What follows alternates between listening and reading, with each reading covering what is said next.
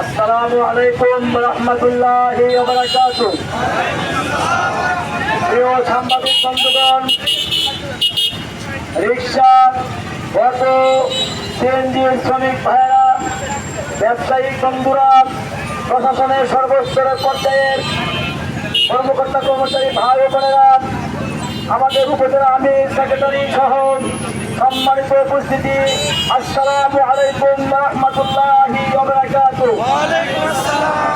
প্রচন্ড গরম, আমাদের সময় সামনে হয়ে গেছে।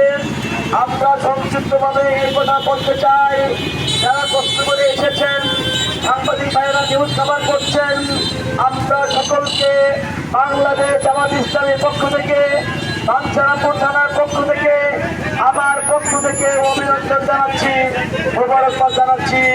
প্রিয় ভাইয়েরা, 24-এ গণ অভ্যুত্থানে সহস্রাধিক ছাত্রের রক্তের বিনিময়ে, সহস্রাধিক ছাত্র জনতার রক্তের বিনিময়ে আমরা যে নতুন বাংলাদেশ পেয়েছি, সে বাংলাদেশ গড়তে হলে, সে বাংলাদেশকে মন মতো চালাতে হলে, সে বাংলাদেশে বৈষম্য দূর করতে হলে অবশ্যই আমাদেরকে আগামী নির্বাচনে সঠিক সিদ্ধান্ত নিতে হবে। আপনারা কি বৈষম্যমুক্ত সমাজ চান? আপনারা বৈষম্যমুক্ত সমাজ চান কিনা?